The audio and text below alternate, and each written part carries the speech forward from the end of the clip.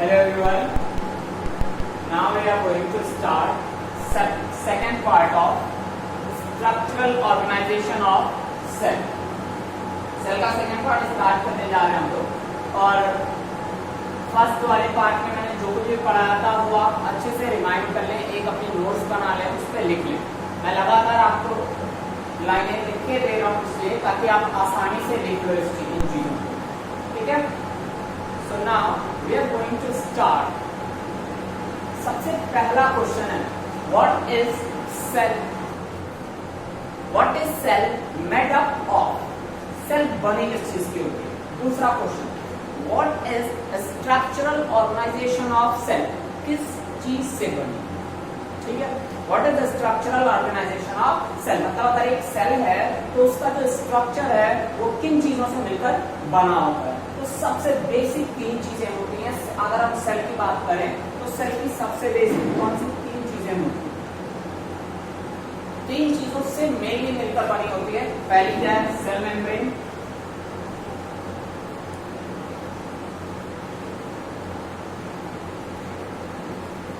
Cell membrane के साथ plasma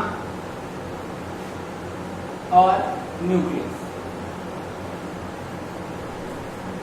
Approximately all cell possess all three structures. अब आप कहोगे why I am saying approximately? Because of that, अगर आप न्यूक्लियस की बात करोगे तो प्रोकैरियोटिक सेल और यूकैरियोटिक सेल में थोड़ा सा डिफरेंस आ जाएगा। Prokaryotic cell possess pseudonucleus and eukaryotic cell possess true nucleus। ठीक है। तो ये इसमें ये छोटी छोटी चीजें हैं जो आपको अभी समझनी है। फिलहाल हम लोग सबसे पहले पढ़ने जा रहे हैं सेल मेम्ब्रेन। ठीक है। जैसे आपका घर है, आपके घर के अंदर सारे लोग रहते हैं, तो ये बताओ सबसे आउटर वॉल घर के चारों तरफ एक नॉर्मली एक बाउंड्री होती है, या जिस कमरे में आप रह रहे हो उसके चारों तरफ एक दीवार होती है कि नहीं होती है? क्यों होती है? ताकि जो भी लोग अंदर हैं उनको सेफली अंदर रह सके, ठीक है, उनकी प्राइवेसी मेंटेन रह सके। तो वही चीजें यहाँ पर भी है सेल में भी। तो this is the what is plasma membrane और सेल मेम्ब्रेन, दोनों बात एक ही है। प्लाज्मा मेम्ब्रेन बोलो या सेल मेम्ब्रेन बोलो, ठीक है। This the outer most covering of the cell that separate the contents of the cell from its external environment. बाहरी इन्वायरमेंट से सेल के कंटेंट को अलग करने वाला स्ट्रक्चर क्या है? Plasma membrane. What is the meaning of plasma membrane? It separate the content of the cell from its external environment. Plasma membrane का काम क्या है? एक्सटर्नल एनवायरनमेंट से सेल के कंटेंट को अलग करना। सेल का कंटेंट क्या है? प्लाज्मा और न्यूक्लियस। मेनली आउटर वॉल क्या होगा इस सेल की? Plasma membrane. कोई भी सेल है, मान लो आप यहाँ पे एक सेल है, this is the plasma membrane. What is this? This is plasma membrane. इसके अंदर एक जो सेंट्रल न्यूक्लियस है, ये मेन कंटेंट ये है। उसके बाद प्लाज्मा मेम्ब्रेन और न्यूक्लियस मेम्ब्रेन के बीच में जो फ्लूइड कंटेंट है इसको हम कहते हैं प्लाज्मा। क्या कहेंगे? प्लाज्मा कहेंगे।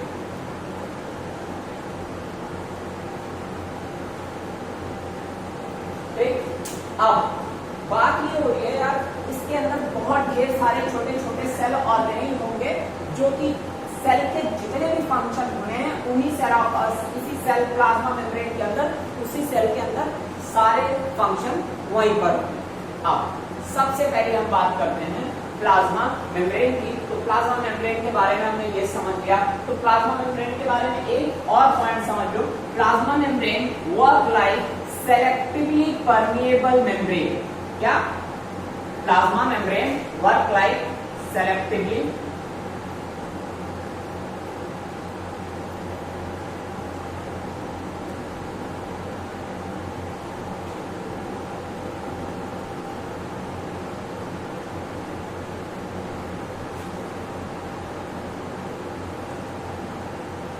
selectively permeable. Why I am saying selectively permeable membrane? I am not saying Z, saying selectively permeable membrane. क्यों? बहुत अच्छे से आप समझ सकते हो, क्योंकि देखो ये हो गई हमारी प्लाज्मा मेम्ब्रेन। अब ये हो गया इसका एक्सटर्नल आउटर एनवायरनमेंट, ये हो गया internal environment. Internal space, external space. अब सेल बहुत सी चीजें बाहर से अंदर ले लेता है और अंदर से बहुत सी चीजें बाहर निकाल देता है।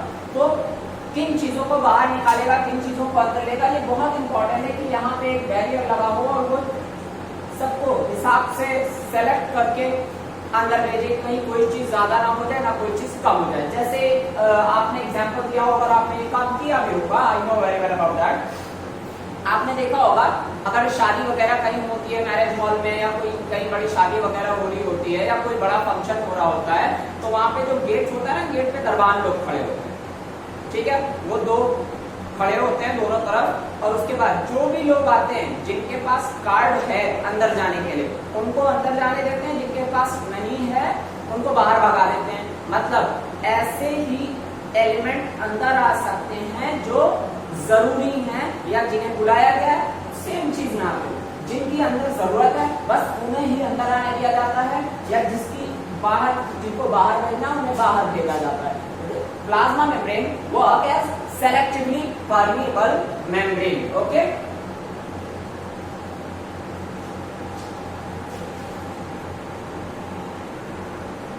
Now we are going to learn about diffusion. What is the meaning of diffusion? अभी तक जो क्या है ना, कोई भी चीजें बाहर से अंदर चली जाती हैं, अंदर से बाहर चली जाती हैं। अब टर्म में अगर हम बात करें तो उस प्रोसेस को हम नॉर्मली क्या कहते हैं, डिफ्यूजन कहते हैं। यहाँ पे आप समझ लो डिफ्यूजन क्या चीज है। What is the meaning of diffusion?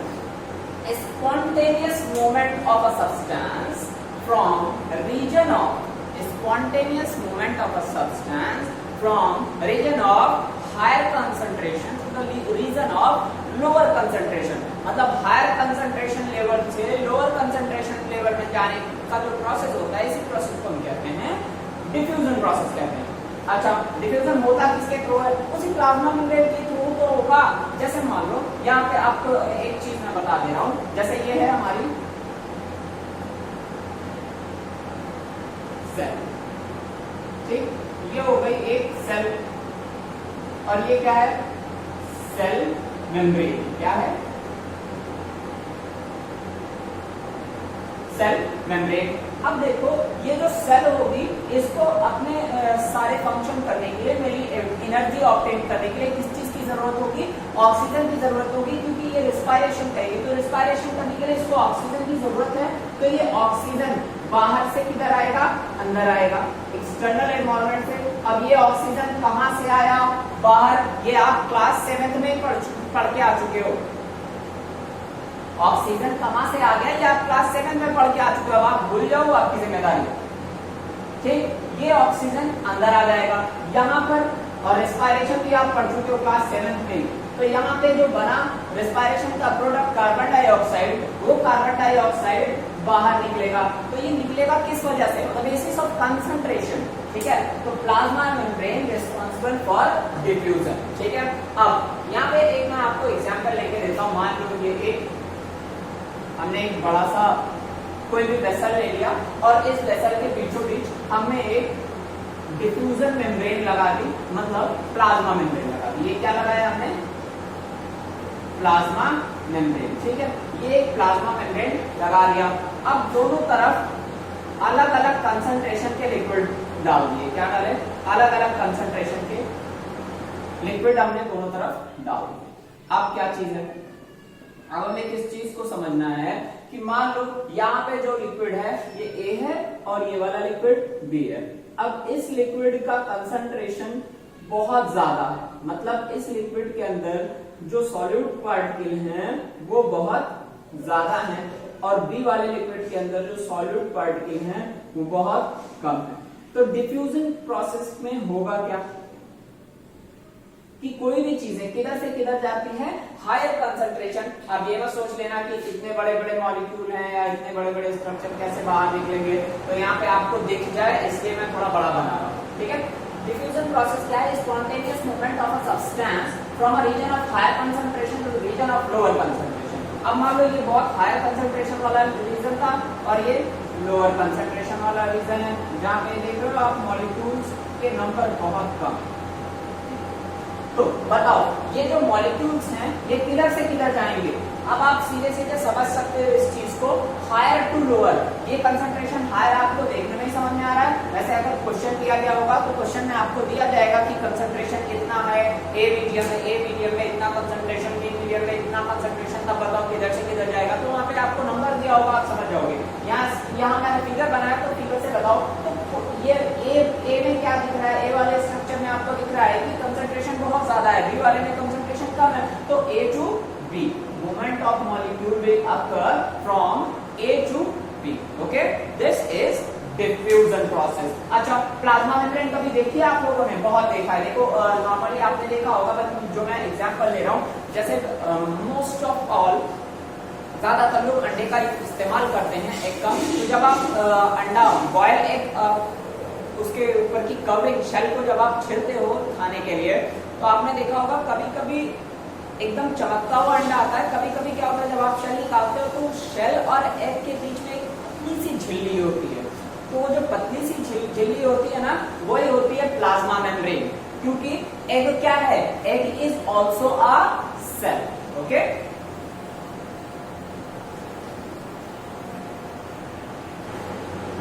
now we are going to discuss about osmosis.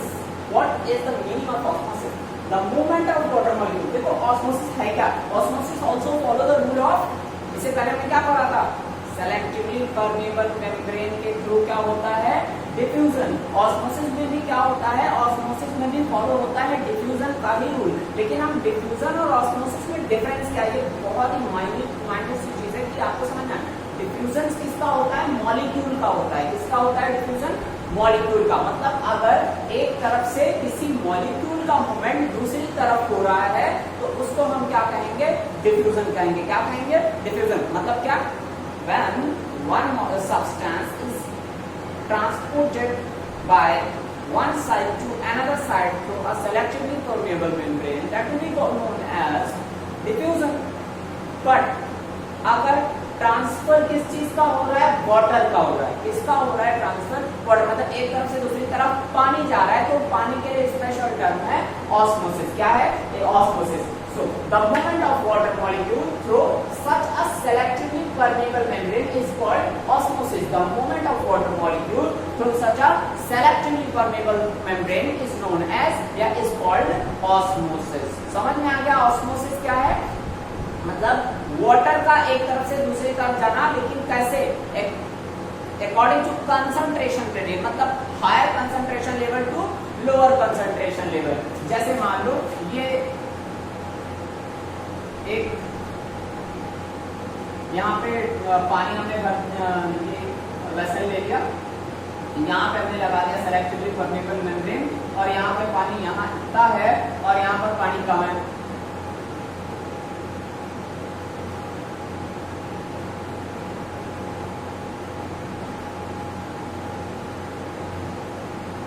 ठीक, हमने क्या किया? इसको यहाँ से कनेक्ट किया और हमने लगा दिया यहाँ पर सेलेक्टिवली परमेबल मेम्ब्रेन।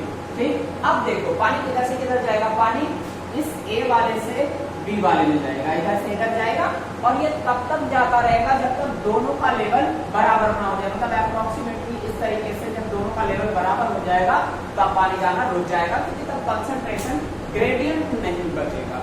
ठीक, अब यहाँ पे हमने तीन टर्म समझने हैं, बहुत इंपॉर्टेंट चीजें हैं वाटर के में। Hypotonic, isotonic and hypertonic. Hypotonic, isotonic और हाइपरटोनिक। वैसे ये कंपैरेटिव स्टडी है। कभी आप किसी अकेले किसी एक चीज को हाइपरटोनिक नहीं कह सकते हो। मतलब आपके पास कोई एक सब्सटेंस है, आप उसको हाइपरटोनिक नहीं कह सकते हो, आइसोटोनिक नहीं। जब आपके पास दो चीजें होंगी तब आप कंपैरिजन में कह सकते हो कि ये वाला इससे हाइपरटोनिक सॉल्यूशन है, इसका हाइपरटोनिक सॉल्यूशन है, ये कंडीशन हो सकती है। चलो हम एग्जांपल लेते हैं, आपका एग्जांपल ले लेते हैं। आप कुछ ऐसा करते भी हो। बाय द वे मान लो आपके बहुत टाइप के रिश्तेदार होते हैं। कुछ रिश्तेदार होते हैं जो हमेशा मतलब आपका सपोर्ट करते हैं। कुछ रिश्तेदार ऐसे होते हैं जब भी घर पे आएंगे तो पहले आपकी 4 बुराई आपके अम्मा पापा से कर डालेंगे, ठीक है। तो आपको उनको देख के तो गुस्सा लग जाता है। तो हम वहाँ पे समझने की कोशिश करेंगे इस चीज को कि अब घर वालों ने आपसे कहा कि शरबत बना के लेके आओ, ठीक है। मान लो 2 टाइप के रिश्तेदार आए, एक अच्छे वाले और एक मतलब जो दिन रात हर वक्त आपकी बुराई करते हैं। तो यहाँ पे 2 टाइप के रिश्तेदार, ठीक है। दोनों आए, अब आपने दोनों के लिए बनाया शरबत। क्या बनाया? शरबत बनाया। अब चलो मैं बोलते रहो, ये जो है ये है ये अच्छे वाले रिश्तेदार हैं और भी थोड़ा मतलब ऐसे वाले जो हरदम आपकी शिकायत करें। तो जाहिर सी बात है आप इनसे गुस्सा ही रहोगे, खुन्नस खाए रहोगे आप इनसे। अब जब आप शरबत बनाने जाओगे तो क्या करोगे? इनके लिए जो शरबत बनाओगे, मान लो आपने 1 गिलास पानी ले लिया। अब यहाँ पर आप चूज शुगर, शरबत में 2 चम्मच शक्कर डालोगे और इनके वाले में 2 चम्मच ही डालोगे। हाँ 2 चम्मच ही डालोगे, लेकिन कभी कभी गुस्से में क्या करोगे? 1/2 कर ले। अब बताओ, इनके वाले इस वाले शरबत में आपने 2 चम्मच शक्कर डाल दी, इस वाले शरबत में आधा चम्मच शक्कर डाल दी। क्यों डाली? क्योंकि आप बुराई करते हैं इसलिए डाली। अब यहाँ पे समझने की कोशिश करो, इसमें हाइपरटोनिक कौन है, आइसोटोनिक कौन है और हाइपोटोनिक कौन है। यहाँ पे आइसोटोनिक तो आपको समझ में नहीं आना है, लेकिन हाइपर और हाइपो समझ में आ जाएगा। जैसे देखो, इसमें 2 चम्मच वाटर का अमाउंट दोनों सॉल्यूशन में दोनों जहाँ पे बराबर है, ए में भी और बी में भी, दोनों जहाँ सेम वाटर कंटेंट है, इसमें आपने 2 चम्मच शक्कर डाल दी और इसमें आधा चम्मच शक्कर डाल के शरबत बनाते वक्त, तो ये ए वाला जो सॉल्यूशन बना वो बी से कैसा होगा? हाइपरटोनिक। कैसा होगा? हाइपरटोनिक, ठीक है। अब कुछ जो रिश्तेदार देख रहे होंगे, अगर गलती से भी ये वीडियो देख लेंगे तो वो ऐसा करना छोड़ देंगे। ए वाले में क्या हुआ? हाइपरटोनिक। और अगर हम बी को देखेंगे तो बी इन कंपैरिजन ऑफ ए कैसा हो जाएगा? हाइपोटोनिक। कैसा हो जाएगा ये सॉल्यूशन? कैसा हो जाएगा? हाइपोटोनिक, ठीक है।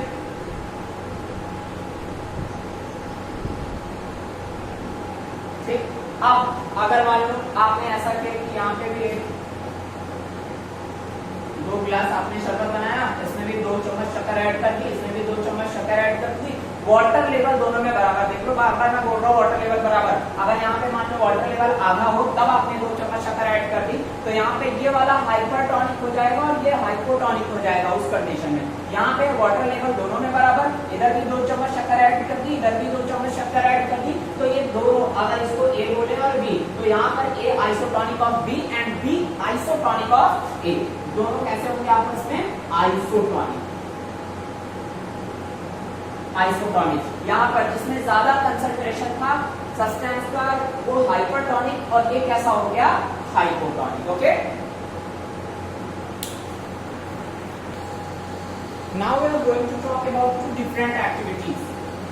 2 एक्टिविटीज आपको करने के लिए कहा है यहाँ पर।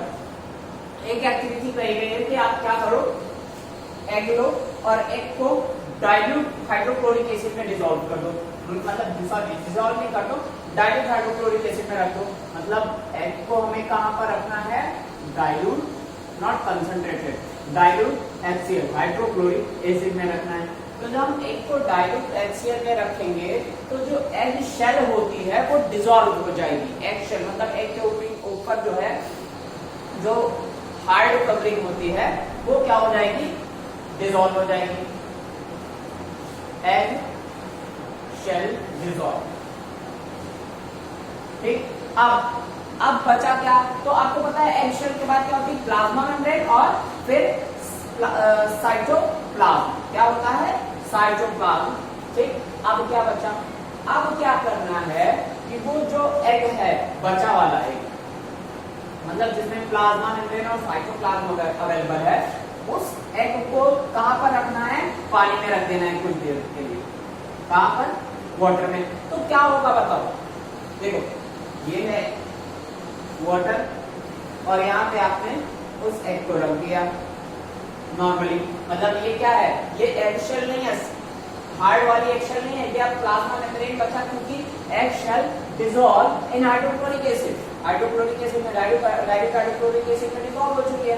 तो अब देखो क्या होगा कि वाटर का कंसंट्रेशन बाहर ज्यादा है और अंदर वाटर का कंसंट्रेशन बहुत कम है, तो वाटर बाहर से अंदर आएगा, आएगा कि नहीं आएगा? तो जब वाटर बाहर से अंदर आएगा तो एग क्या हो जाएगा? स्वेल कर जाएगा।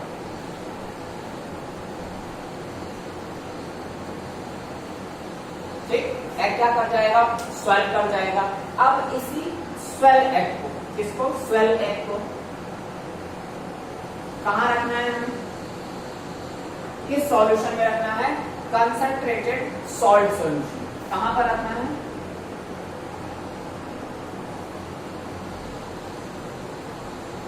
सॉल्ट सॉल्यूशन में रखना है। जब हमने इसको कंसंट्रेटेड सॉल्ट सॉल्यूशन में रख दिया तो अब यहां पर देखो क्या होगा? कंसंट्रेटेड सॉल्ट मतलब इस सॉल्यूशन में वाटर का कंपोनेंट पर वाटर का कंसंट्रेशन कम होगा, सॉल्ट का कंसंट्रेशन बहुत ज्यादा होगा। तो यहाँ पर क्या होगा कि एग के अंदर से वाटर निकल के किसमें चला जाएगा? सॉल्यूशन में चला जाएगा। तो वो जो एग है वो श्रिंक कर जाएगा, सिकुड़ जाएगा, और यहाँ पे क्या हुआ था? एग स्वेल, फूल गया, स्वेल मतलब तो यहाँ पर श्रिंक एग आपको मिल जाएगा। ठीक है, नोट कर लेना इस चीज को और एक्टिविटी ध्यान से पढ़ लेना। नेक्स्ट हम देखते हैं एक और एक्टिविटी इसी तरीके की दी गई है, वो रेजिन। रेजिन मतलब किशमिश। रेजिन के लिए एक्टिविटी दी गई है, उसमें क्या कह रहा है कि आप क्या कर लो, एक रेजिन के टुकड़े को कहां पर डाल दो? पानी में, मतलब किशमिश को पानी में डाल दो। तो क्या होगा? आप बहुत अवेयर हो इस चीज से। क्या होगा पता है? रेजिन को जब वाटर में डाल देंगे तो वो स्वेल कर जाएगी। क्या कर जाएगी? फूल जाएगी। क्यों फूल जाएगी? क्योंकि वाटर का कंसंट्रेशन बाहर बहुत ज्यादा है, अंदर वाटर का कंसंट्रेशन बहुत कम। तो वाटर का मूवमेंट किधर से किधर, मतलब ऑस्मोसिस किधर से किधर होगी? बाहर से अंदर की तरफ। तो स्वेल रेजिन। ठीक है, अब अगर ऐसा हुआ कि इस स्वेल रेजिन हमने कहां पर? कंसंट्रेटेड शुगर सॉल्यूशन में डाल दिया। कहां पर? कंसंट्रेटेड शुगर सॉल्यूशन, मतलब बहुत गाढ़ा शीरा, उसमें डाल दिया हमने। तो क्या होगा? अब देखो, अब यहाँ पे बात आ जाएगी कि यहाँ पर वाटर का कंसंट्रेशन कम होगा और यहाँ पर वाटर का कंसंट्रेशन ज्यादा होगा। तो पानी रेजिन से निकल के इसमें जाएगा, जिसकी वजह से रेजिन गेट श्रिंक। क्या हो जाएगी? श्रिंक।